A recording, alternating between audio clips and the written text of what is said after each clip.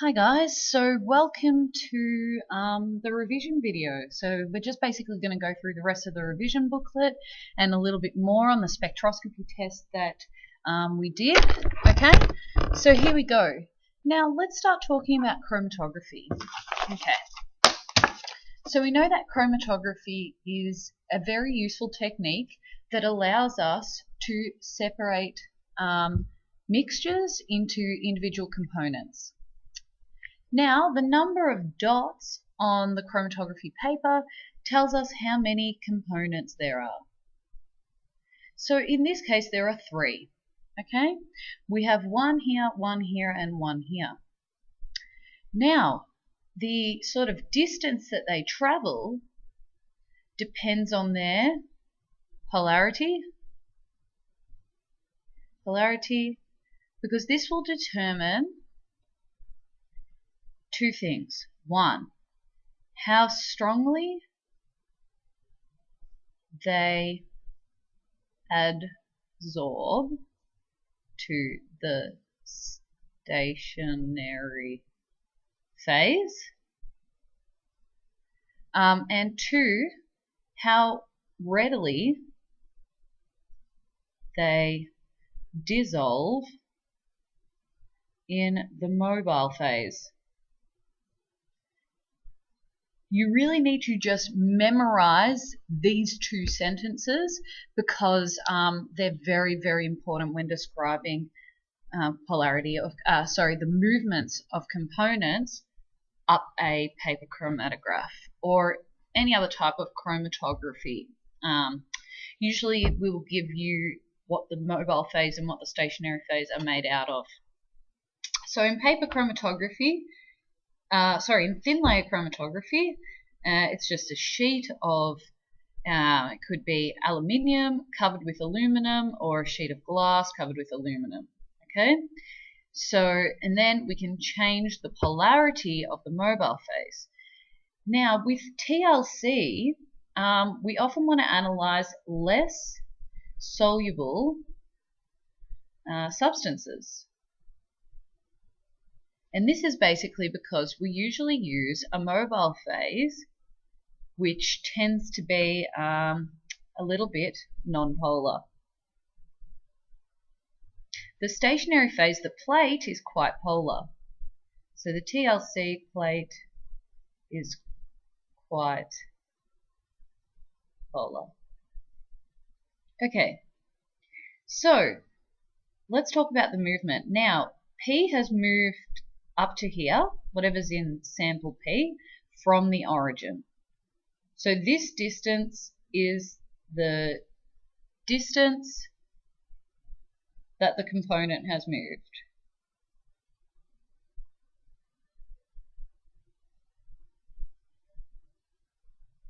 Okay? Now, that means that this component has moved the least. Okay? So it is most strongly adsorbed to the stationary phase and less readily dissolves or desorbs back into the mobile phase. Okay, so P will have a look at retention time. Okay, so let's read the question. 3 components of a mixture were separated using thin layer chromatography. The results are shown below. The same components are separated using column chromatography with the same stationary and solvent used in TLC. Which of the following states the order of increasing retention times of the solvent? Okay, let's have a look. Sorry.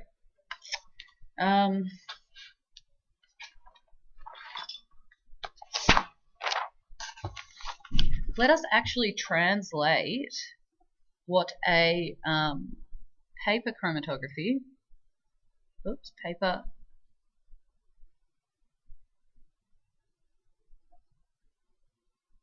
to column.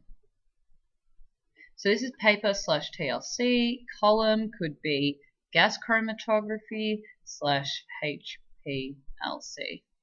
Okay, so let's talk about these two. Now, in paper chromatography, we have an origin. This is where we blot our dot on, blot our sample. We then have a solvent, which is the mobile phase. Now, do you remember why our solvent can't actually be touching our origin? That's right, because it will just straight away dissolve into our solution and it won't move up the chromatogram. We need to have it like this, okay? So after a while, our solvent moves up, let's say like this, and our sample is not there anymore. It's up here. We still see a fine dot, but you know, it's moved up. Okay, let's say we have a couple of them. Now, how to work out RF, which is called retardation factor. Basically, it is the distance traveled by component divided by distance traveled by solvent. So you remember that is the solvent front. Okay, so this is the solvent front. Okay, so basically it is this distance, whatever this is, not from the bottom of the chromatogram to here, but wherever it travels from the origin. I should say both are from origin. So in exams, they will do that where they have 0 centimeters here, 3 here, and 5 here, 8 here, right? You have to go, okay, so 3 to 5, that's 2, and then 3 to 8, that's 5. So this is 5, and then the solvent, let's say it's at 9, will be 9 minus 3 is 6. So one will have the RF of 2 over 6, you have to convert it into a decimal, and then the other one will be 5 over 6, and you have to convert it into a decimal. So basically, the higher the RF, the more readily it dissolves in the mobile phase, and the less strongly it absorbs to the stationary phase. Now let's convert this thing. Let's say we were using the exact same conditions,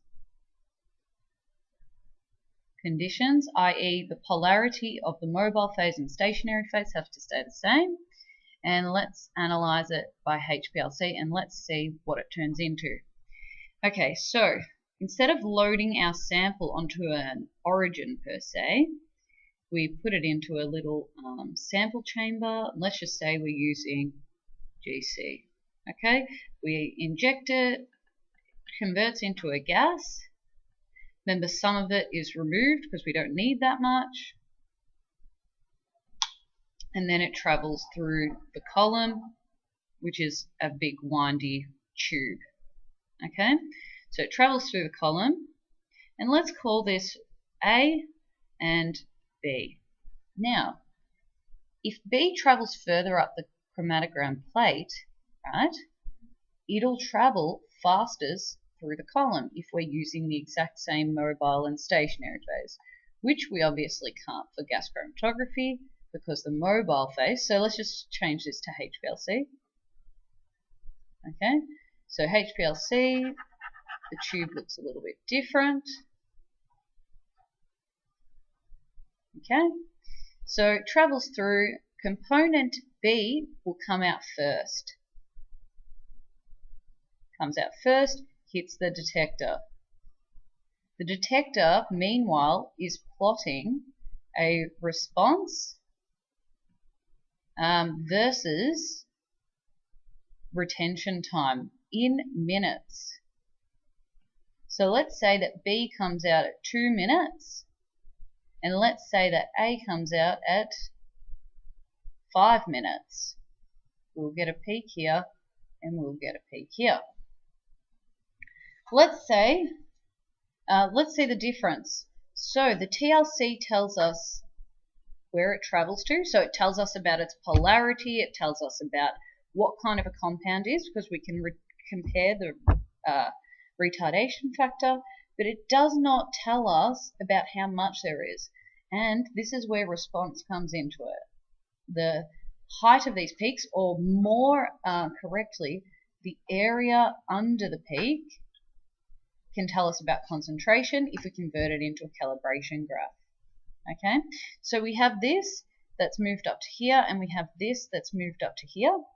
Okay, and these dots, this corresponds to B and this corresponds to A. Okay, so those with the basically the rule is those with the shortest retention time have the highest RF if conditions are kept constant.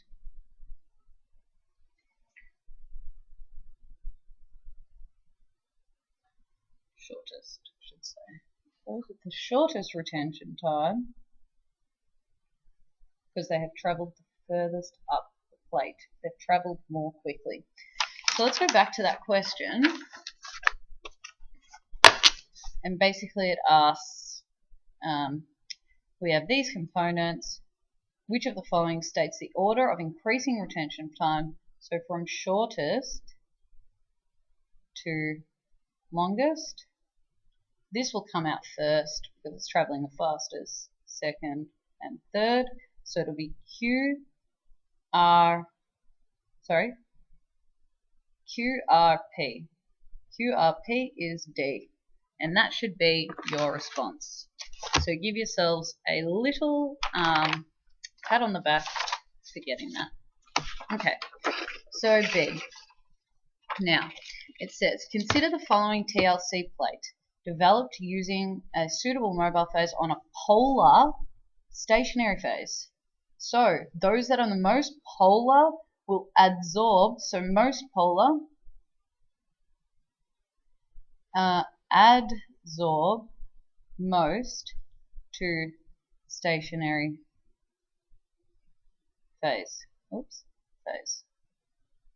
So lowest RF.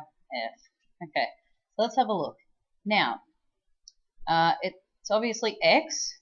Okay, so that's obviously the shortest. So we have to do this number, X, over this, which is the solvent front. Okay, so make sure we go from the origin, 1.2, so the RF equals 1.2 minus 0.4 over 3.15 minus 0.4, and this should give us 0.8 over 2.75, which is 0.29. Okay, which is A. Okay, gas chromatography could not be used to determine. Now, whenever you think gas chromatography, think volatile. Gases, sometimes they talk about pollution and things out of car exhaust. These are all good for gas chromatography. Okay, A, determine the purity of a sample of perfume.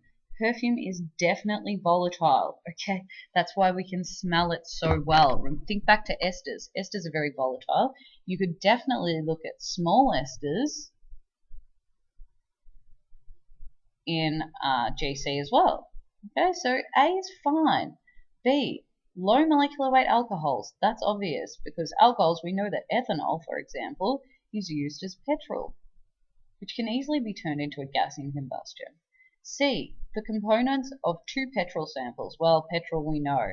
And D, concentration of aspirin in a tablet. Imagine if we tried to inject a solid to gas chromatography. This just wouldn't work. Look at how we would have to first dissolve it and blah, blah, blah, blah, blah. It's the least likely out of the other ones, but also it says in a tablet.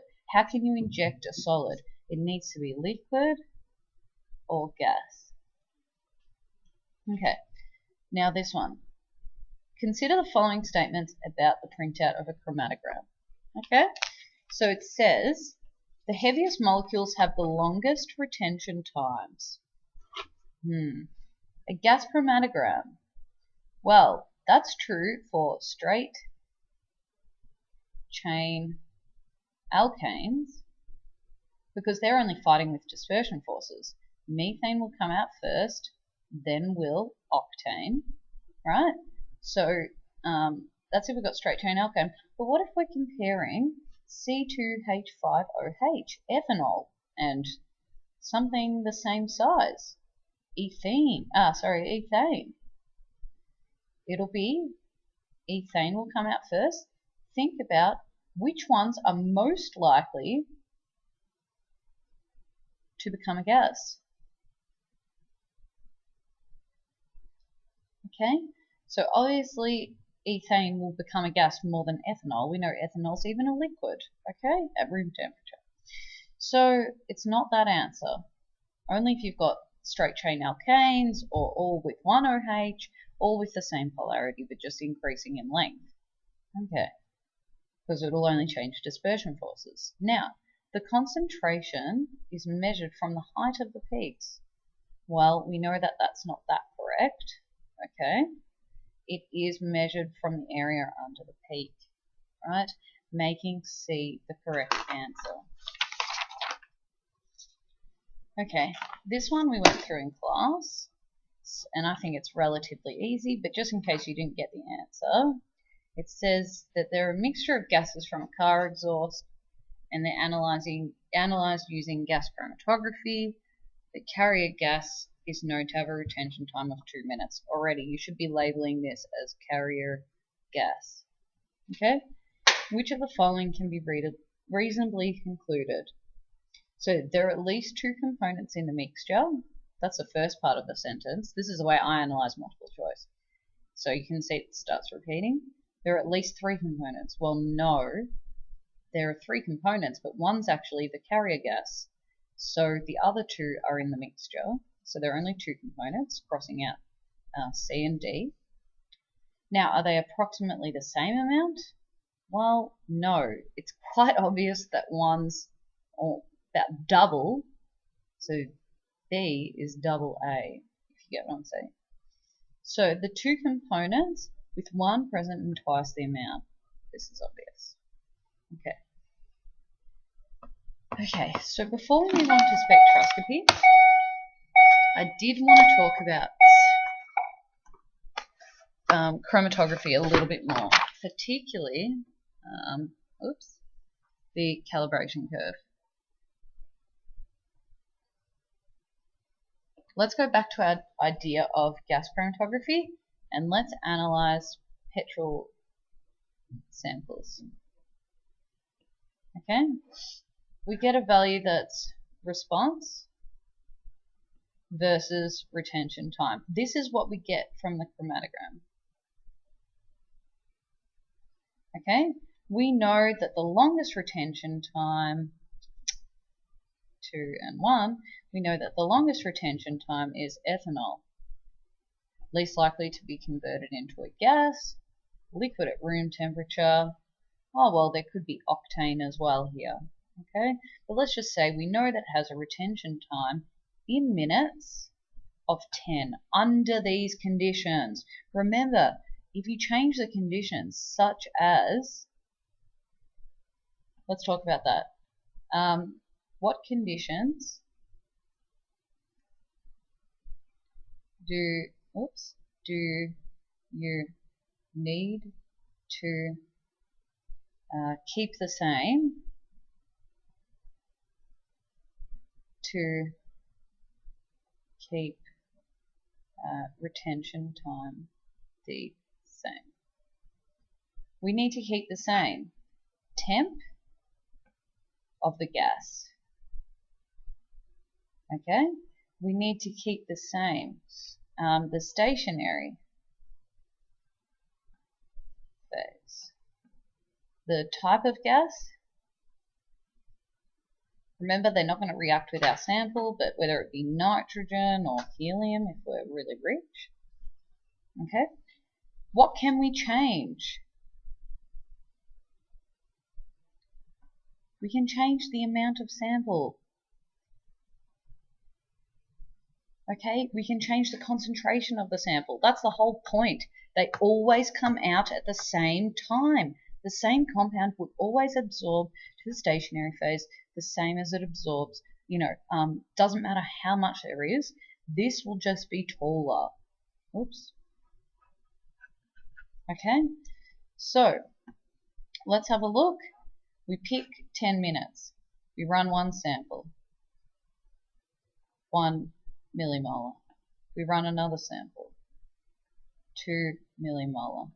Another one. 4 millimolar. We get the computer to tell us the area under the peaks. Okay, we get 1, 2, 4, and we have 2, 4, 6 area. No, 6, 8 area. Okay.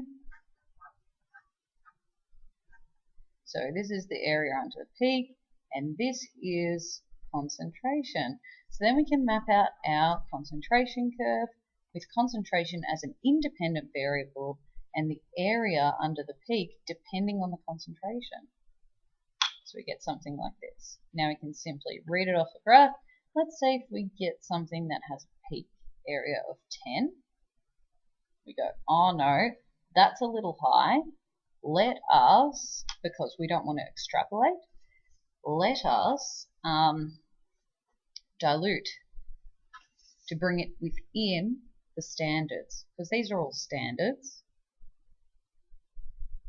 Okay, so if we dilute it, we can bring it in there, but you need to be you need to say how much you're going to dilute it by. If you want to bring it to about 5, we might dilute it by a factor of 2. Okay, dilute it, let's say we do get 5, then it could give us about 2.5, but we need to make sure we read it off the graph.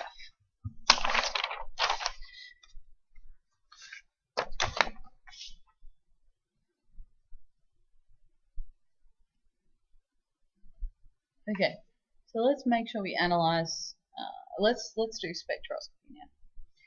Which of the following occurs during the analysis of UV visible? Okay, so UV visible, same idea as AAS, okay, but just UV is organics in solution, and visible is dyes, colored solution.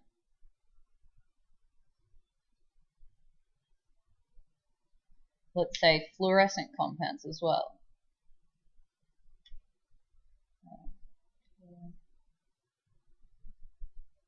Okay, so let's have a look. What happens in AAS? We know that we have, let's say we've got a sodium atom. We have an outer shell with 1. I'm not drawing the inner shells. Let's just 1, 2, 3, 4, 5, 6, 7, 8. Now we know that there are a lot of areas of space that it could jump up to. It absorbs and then it emits. In UV visible, we're looking at the absorbance, and in AAS, we're looking at the absorbance. But in UV visible, it's of a compound in solution. So we have, we don't excite it like in in AES. Okay, so we have our line, we pass it through, some is absorbed. This depends on concentration. Let's say we start off with 5 lines and then we end up with 2, and then this is our detector, and our detector goes, oh, it absorbs at 3. Now, if we increase the concentration, there'll be less lines that come out here. This might be 4. So then we can make a calibration graph. Okay, so let's have a look. Absorption of energy by molecules as their covalent bonds vibrate and rotate. No, that's infrared. A change in the spin alignment, straight away, NMR. Deflection of charged particles, mass spec. And absorption of light as electrons gain energy and move to a higher excited state. That's obvious. D.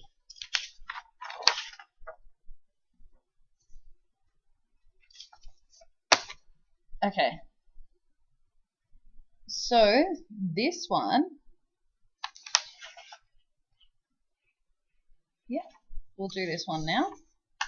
Okay. So yada yada yada, I can't be bothered reading it. You guys should just skim through this. I see some of you and you're wasting a lot of time reading all this useless information. It might be interesting, but it's not that important in answering the question. Okay, so let's just skip to here. The structural formula is shown below. Okay, FITC, if I want to know what that is, then I know that it's a fluorescent compound, so it fluoresces. Okay. So it's used in wine as well. That's interesting. Okay, so it says circle and name 2 functional groups. Well, we know that this is hydroxyl. This is carboxyl. This is amine. I'll tell you about amines.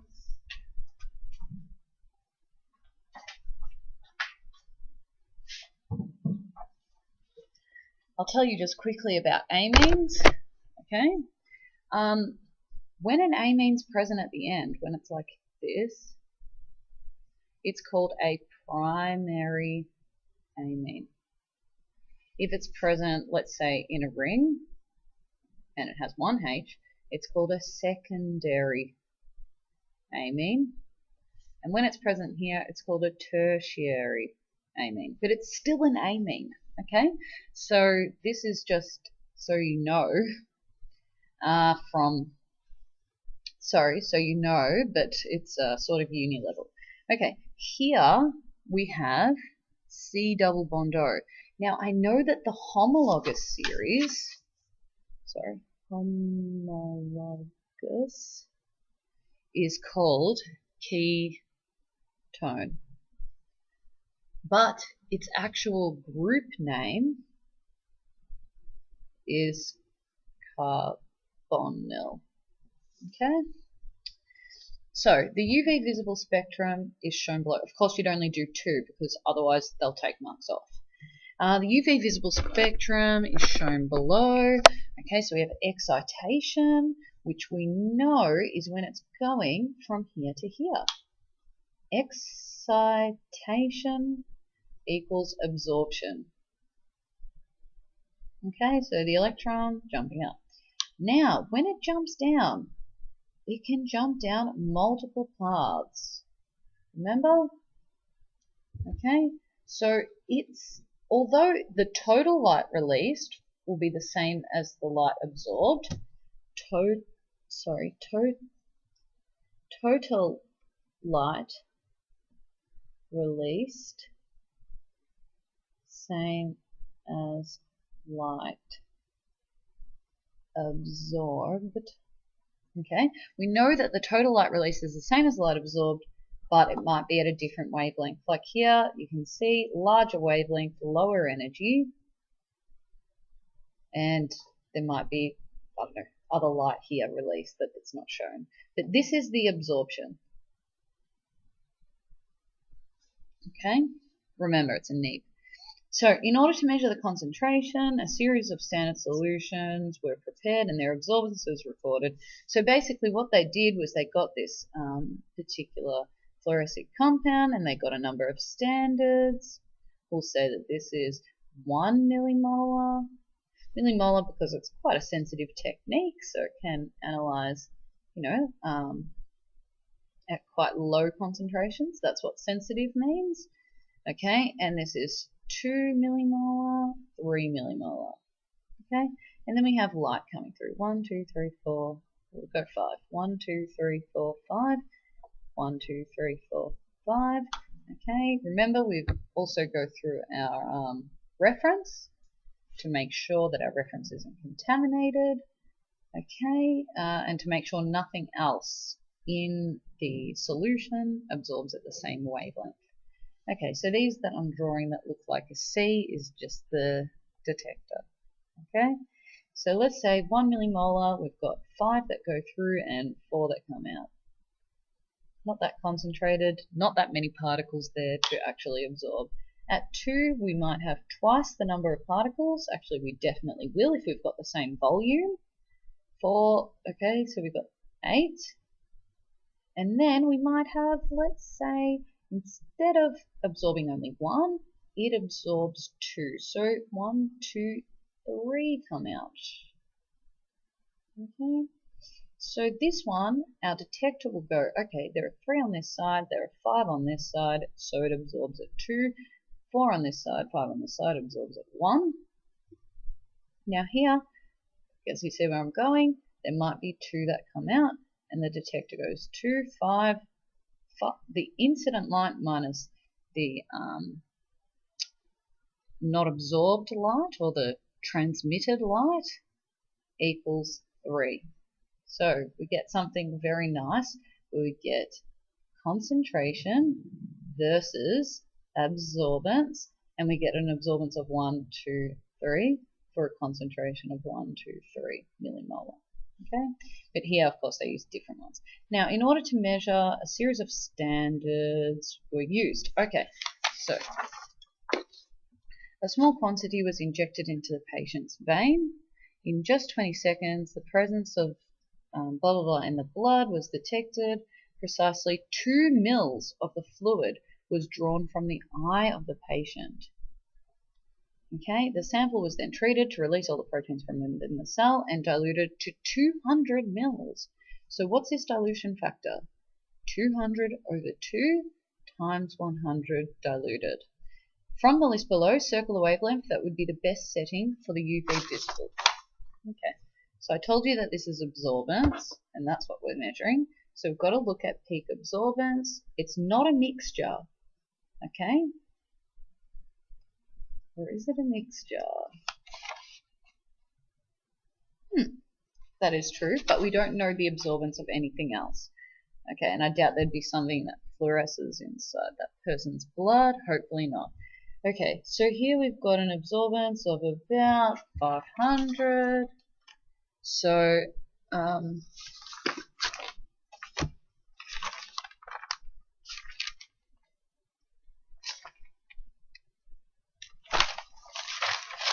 second.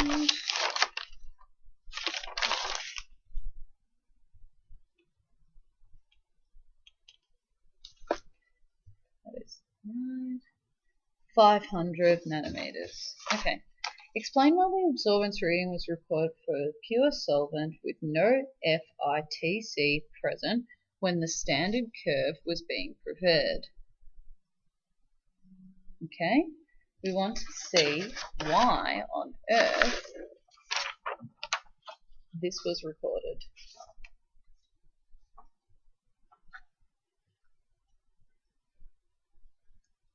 Okay, so we wanted to make sure it's used actually as a reference, and we wanted to make sure that the solvent, well, to make sure that the solvent didn't absorb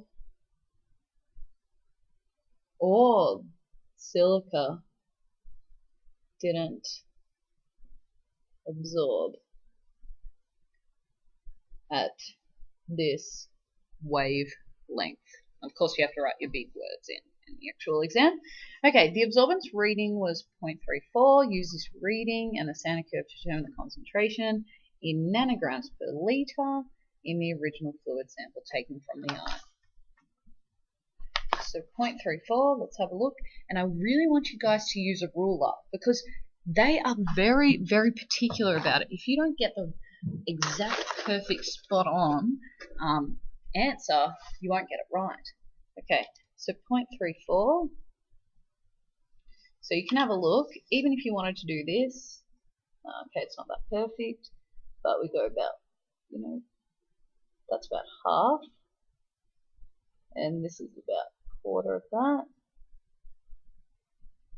Again, so that would be 3.5, and this would be about 3.25. So 3.4 is about here. Make sure it's all lined up at the bottom.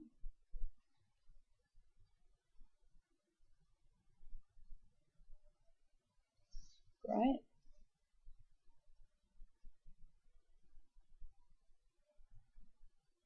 Perfect. Okay, so it's not exactly 7, so I would say it's about 6.8 nanograms per liter. Okay, so 6.8 nanograms per liter.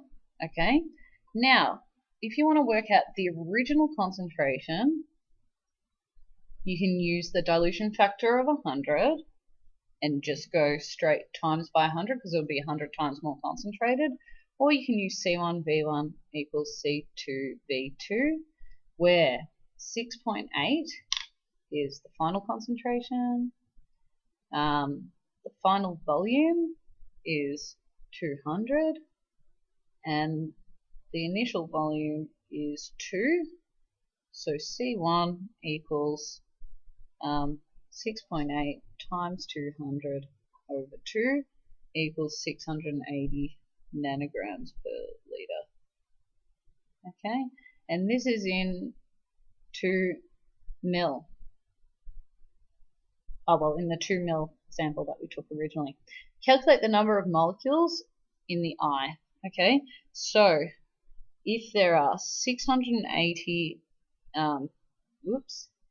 nanograms in 1000 milliliters, there are X nanograms in 2 milliliters.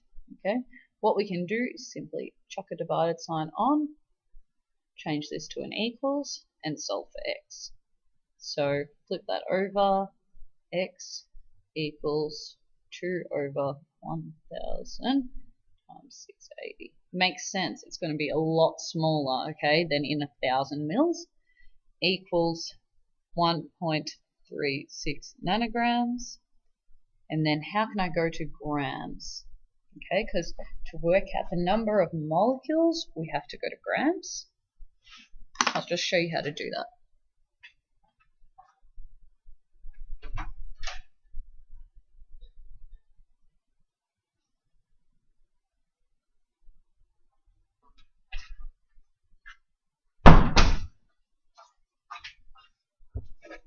Sorry, I'll just show you how to do that.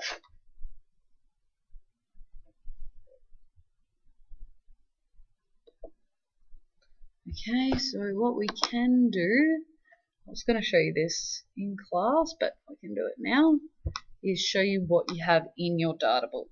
And I'm very serious when I say this.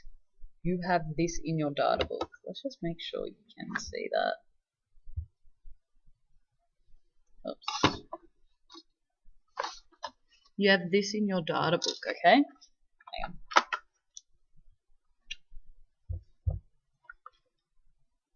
Oops. Let's turn the light off.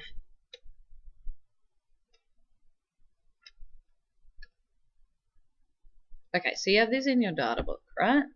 Now, how do I go from each of these, how do I use this table, is what you might be asking me.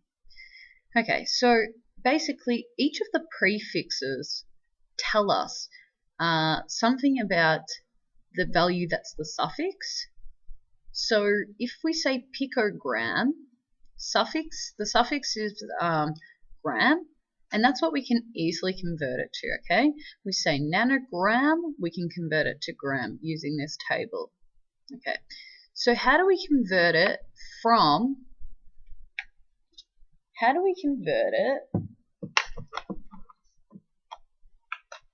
from the prefix, suffix, and I'm going to say an example of prefix suffix, which is nanogram, where nano is the prefix and gram is the suffix.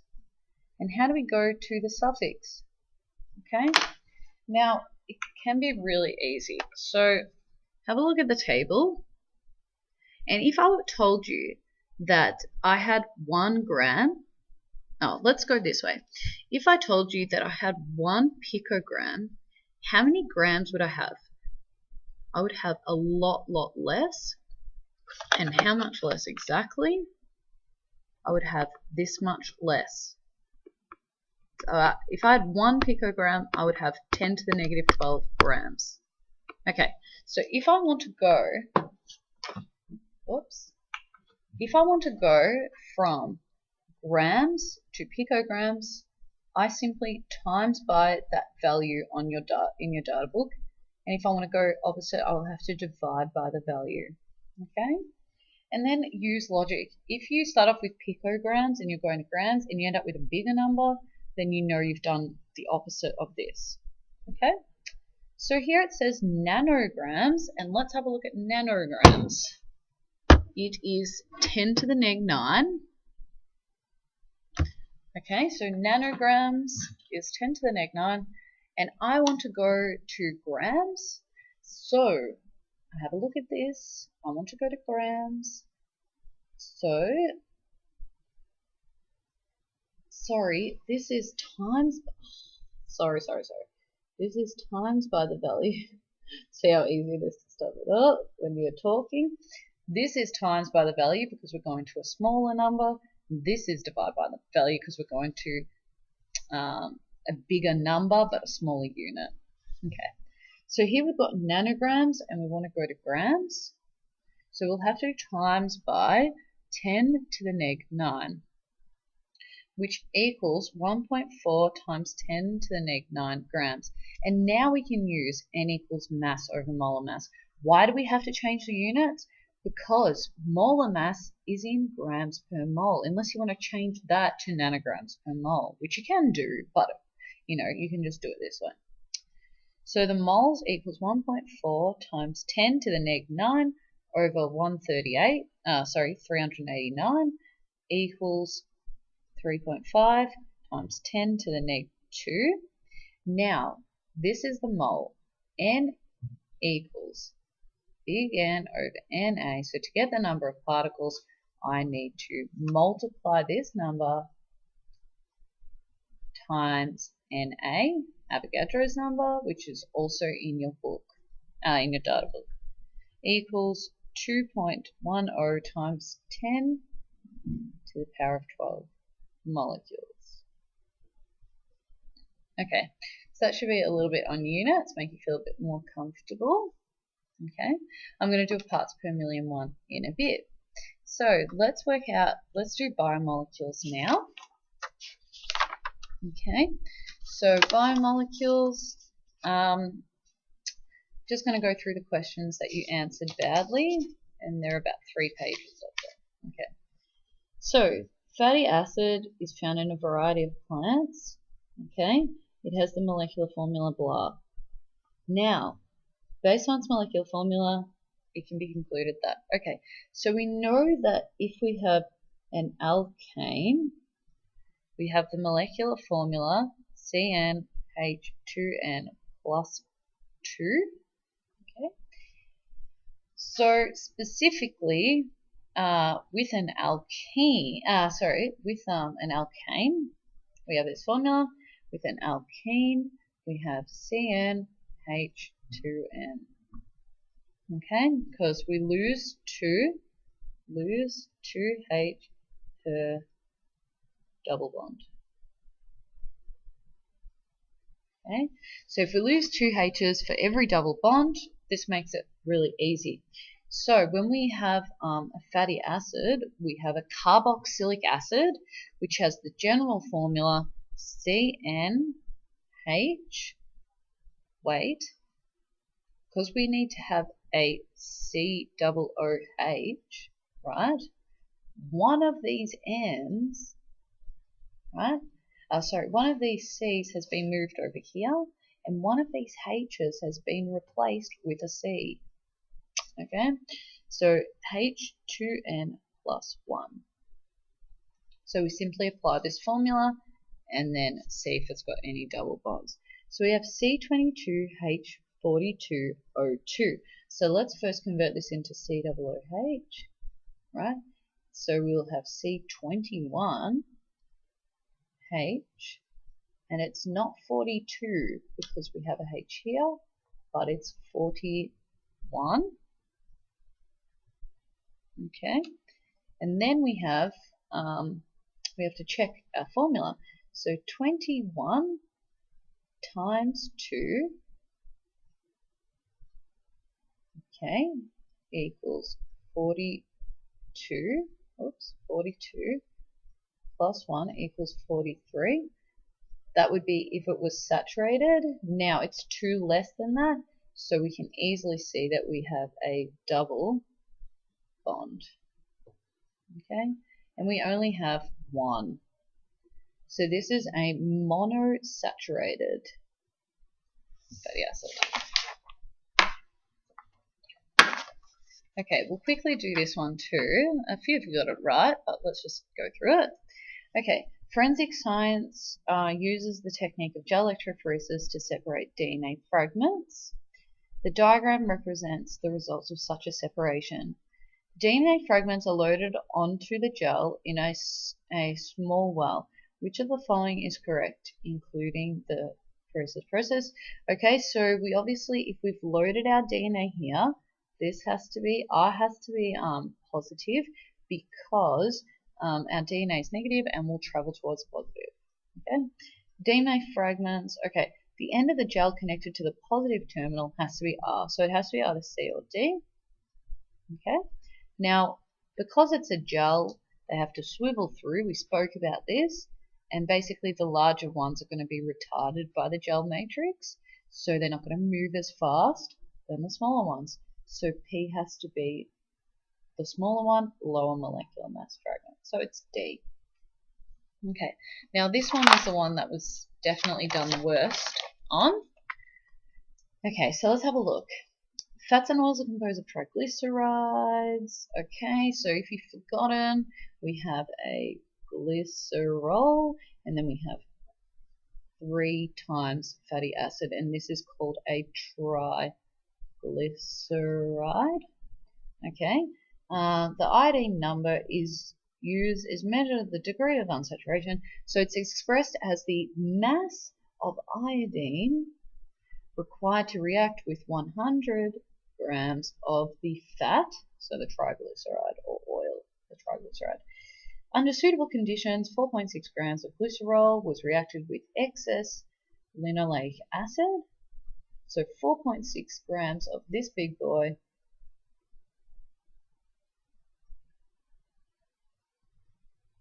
remember what glycerol looks like, it's in your data book anyway, was reacted with excess linoleic acid. Okay, so linoleic acid, to form a triglyceride with blah blah blah. So linoleic acid, we can have a look in our data books.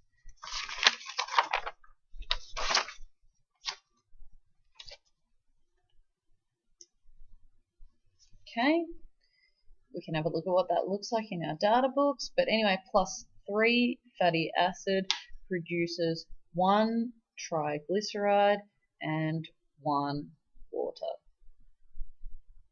Okay, oh sorry, 3 waters. 1 for every ester bond that's formed. Okay, so then we have to look at which of the following can be deduced.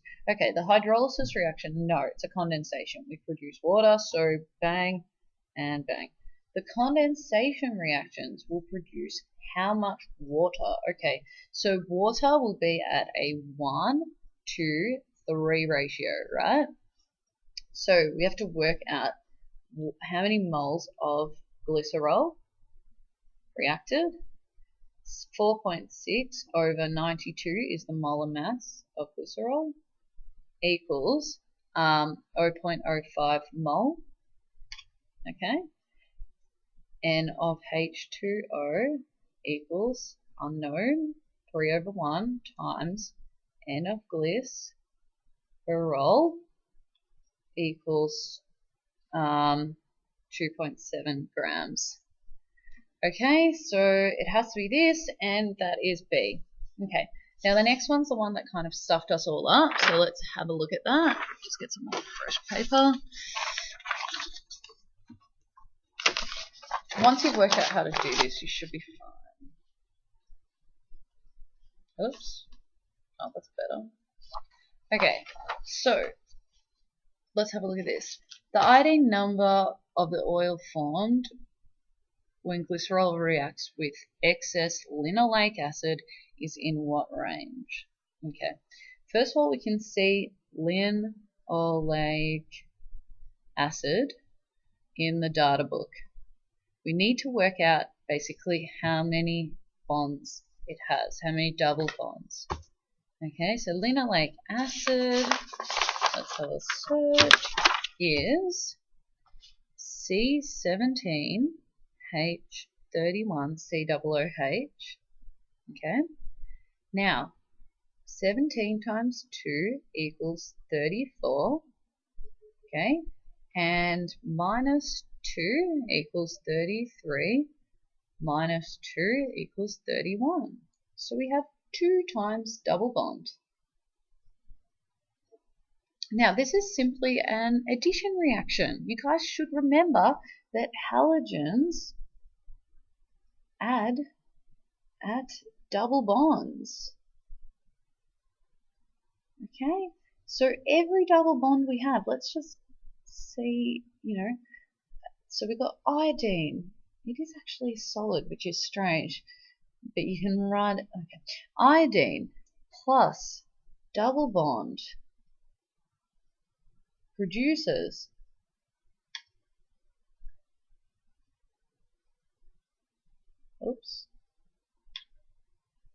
this is the only product it produces. It adds at a double bond. 1 mole of iodine will react with 1 mole of double bond to produce 1 mole of product. Okay, so let's have a look at this example. Now we have linoleic acid, 2 double bonds, but the question says the iodine number of the oil formed. So the oil is actually the triglyceride. So we know that the triglyceride will be made up of 2 double bonds per fatty acid, and it's got 3 fatty acids.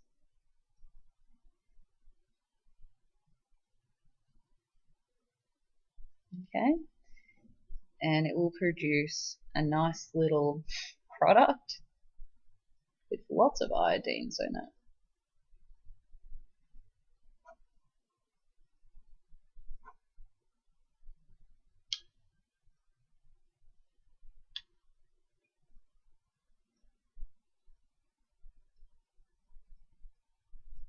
Okay, and how many mole of I2 is required? Well, let's have a look. 1 I2 will react with that. 1 will react with that, that. So 6 to 1 to 1. That's the ratio. Okay? No hidden catches. So we have to work out, it says 100 grams of the fat. Okay?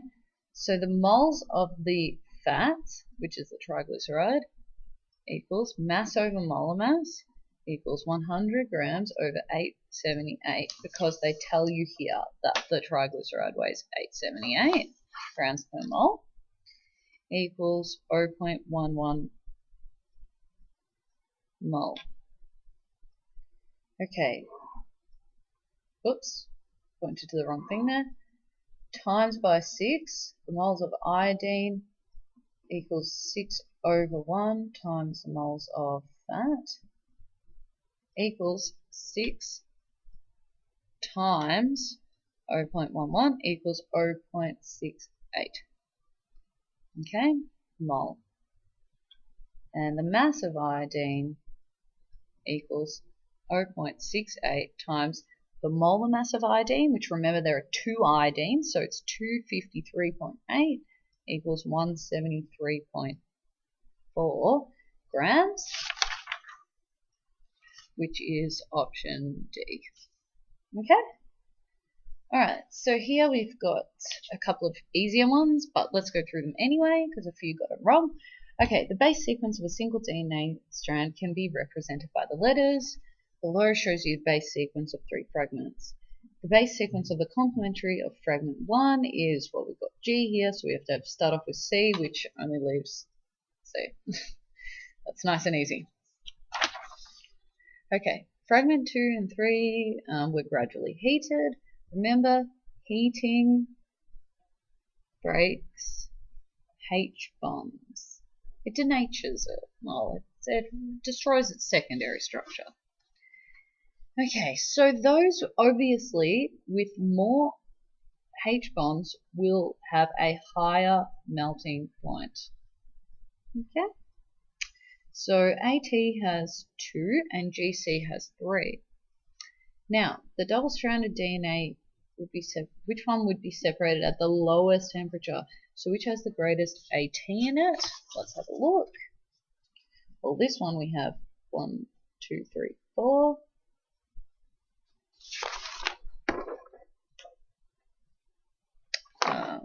Sorry, this one we have 4.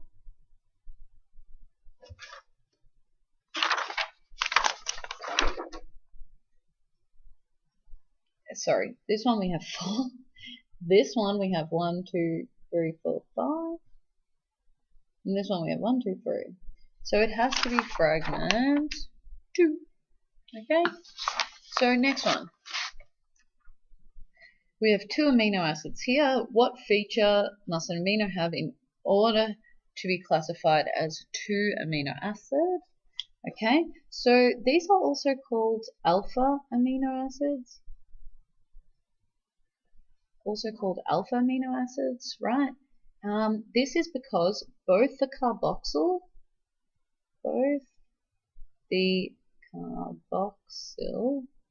and amine or amino are bonded to same C atom, but they are called a 2 amino because both of those groups are bonded to the second carbon.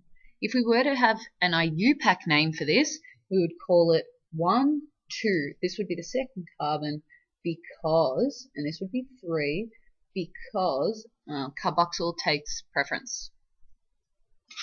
Okay, cysteine and serine can be combined together to form 2 different dipeptides. Draw the structural formula. Now, you guys got hella confused with this, but it was in your extra questions, so I don't know why you got confused. When 2 amino acids combine,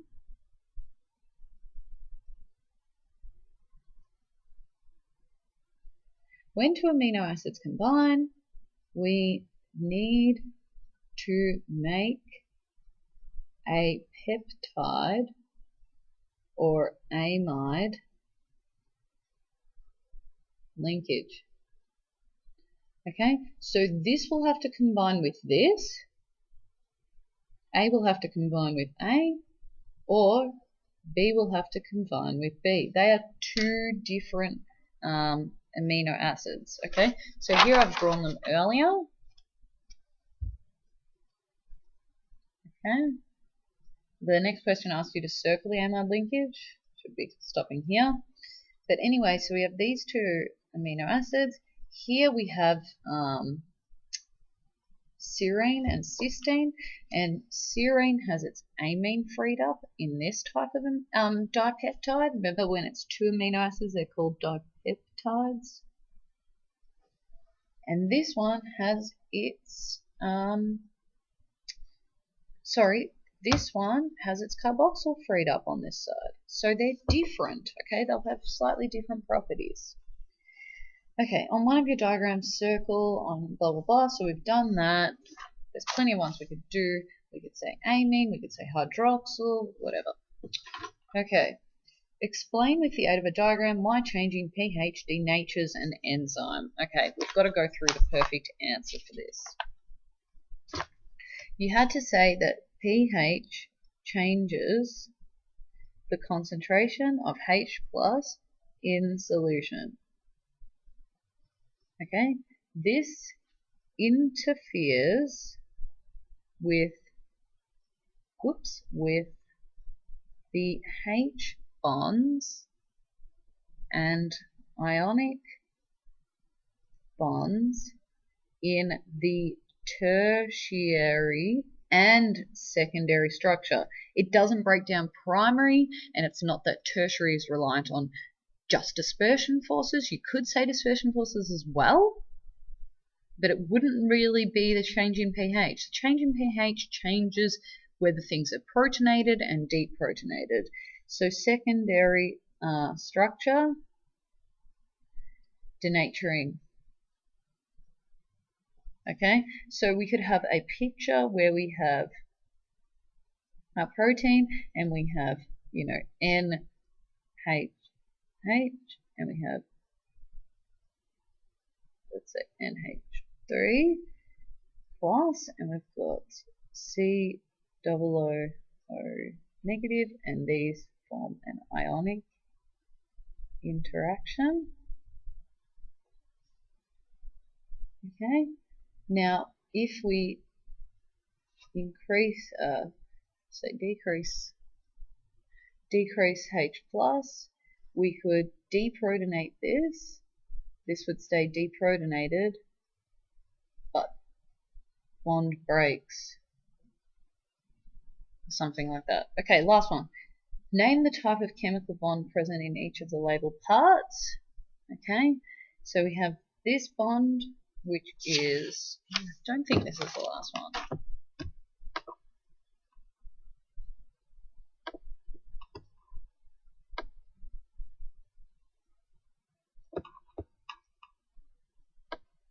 Okay, file.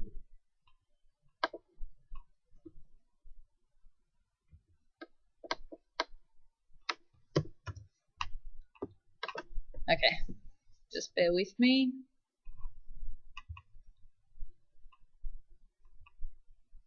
Okay, so this is a hydrogen bond. Oh, sorry. I should probably look at it. B is a hydrogen bond. A is an amide. You could even say covalent if you wanted to. And this is a disulfide, which is also covalent. Okay, bear with me 1 second.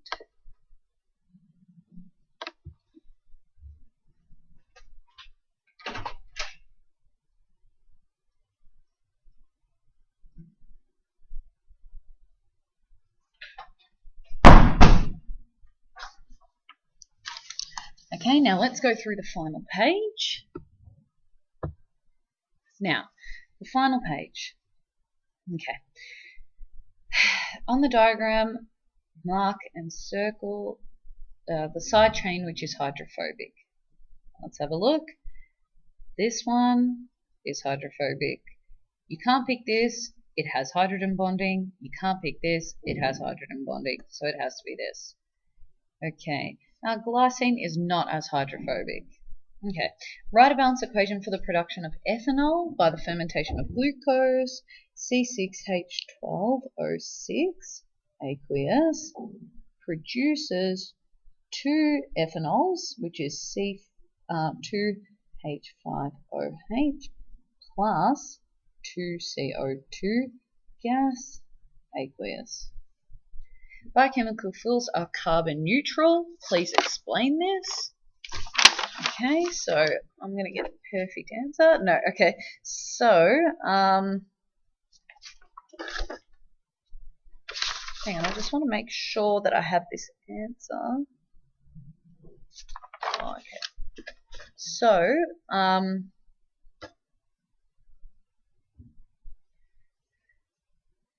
the total CO2 that is released was initially taken in by plants by photosynthesis. And if you really want to impress, you can actually write out the reaction of photosynthesis. Okay. To determine the amount of each of the amino acids, a sample protein is heated with acid.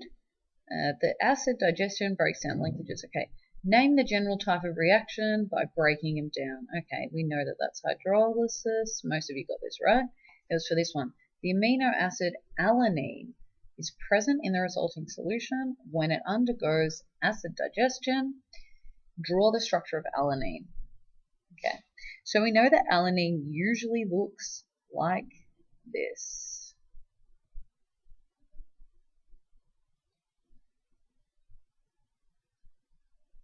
Okay, and I would draw all bonds. However, in an acidic solution, we have a high concentration of H+. Okay, so what we do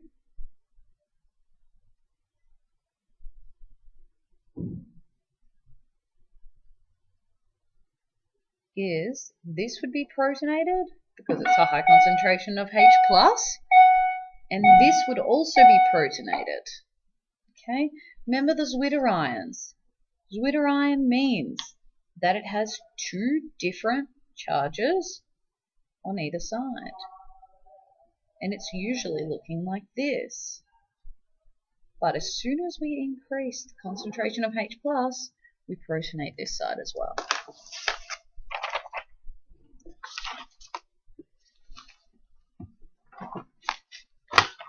One last thing I was going to do is talk about parts per million.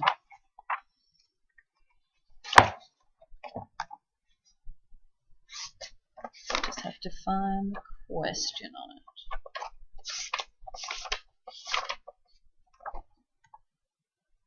Okay, so this one was taken from your exam revision booklet. Oh, whoops, but it's very important that you understand it. Okay, let's go through a worked solution. Okay, a batch of mussels was suspected. Oops.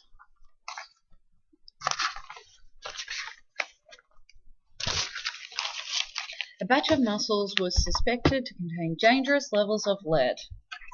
Okay, already I'm thinking atomic absorption spectroscopy. The recommended limit of lead for human consumption is 2.5 parts per million. One of these mussels was removed, finely diced. A 1.5 gram portion was heated with moderately concentrated HCl and made up to 100 milliliters. Make sense? The absorbance of the resultant solution was measured to be 0.1 with the atomic absorption spectroscoper.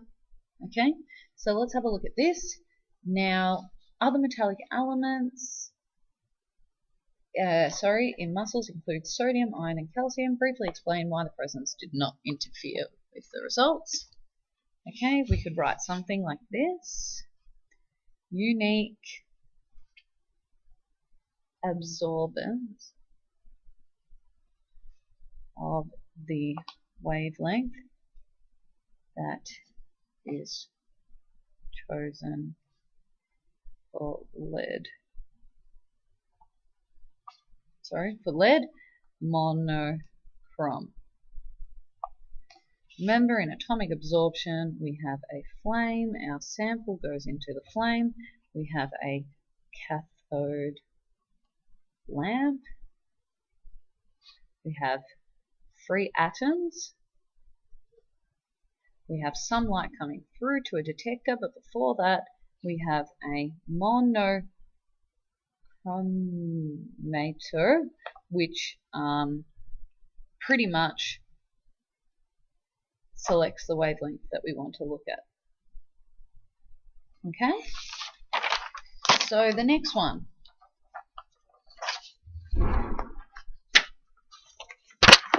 Determine the concentration of lead in the solution in micrograms per liter. Okay, so let's have a look.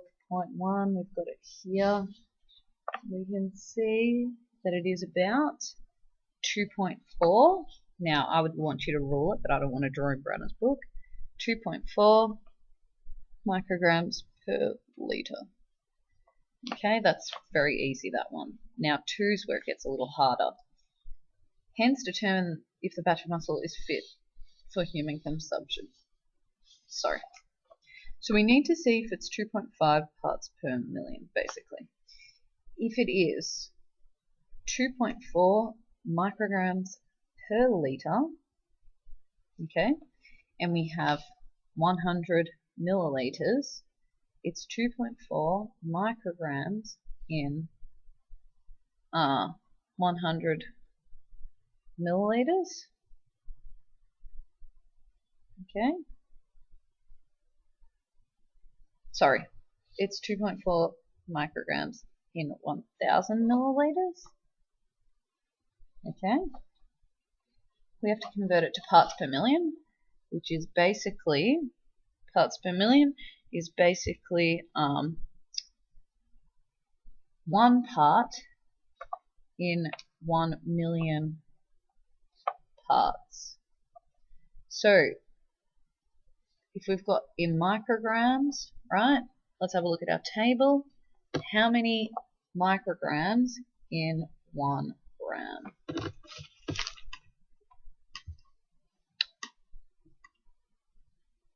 Micrograms, 10 to the negative 6. Oh, and they already have that there for us.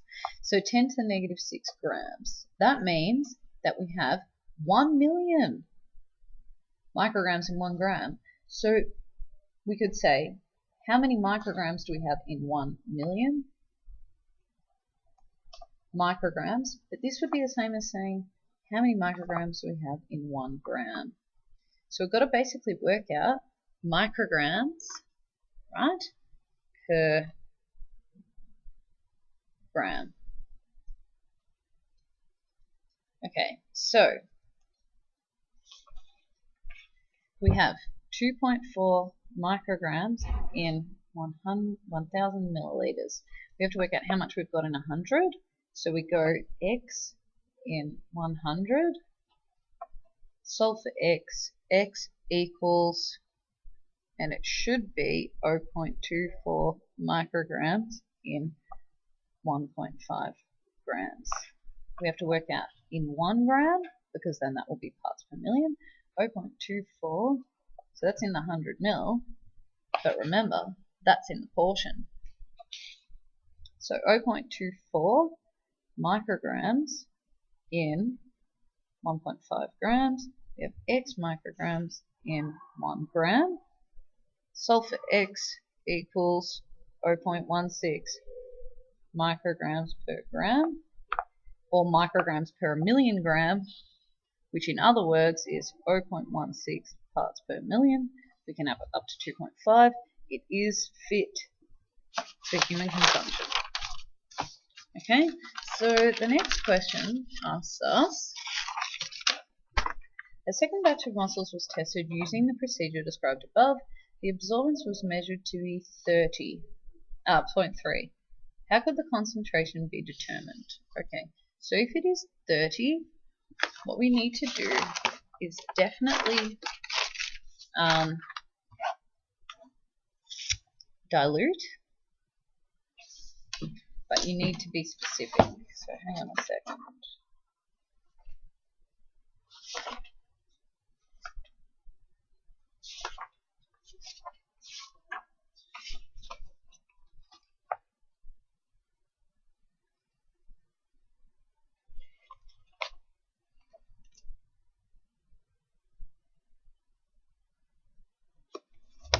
No, you can just say it needs to be diluted so that the conc falls in the standards. Oops, standards. Okay, now finally, we have the aspirin.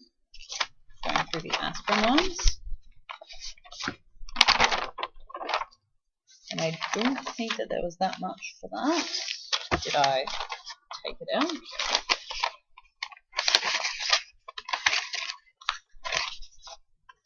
Well, it was only these couple of questions, so I'm just going to go through them on here. So get your aspirin sheets out. Okay. So basically, this is referring to question number 1 on the aspirin sheet. Now,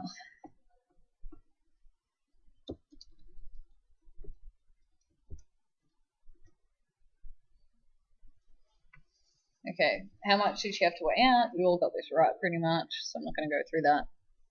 But B says so that's, we're assuming, that it was 100% efficient. That means that all of the salicylic was used to go into the aspirin. Okay. Now a question asks, if it's only 90% efficient, how much would we need? Now, if it's 90% efficient, do we need more or less of salicylic? Well, the answer is more, because some of it, only 90% of it will be used. How much more? It's a ratio.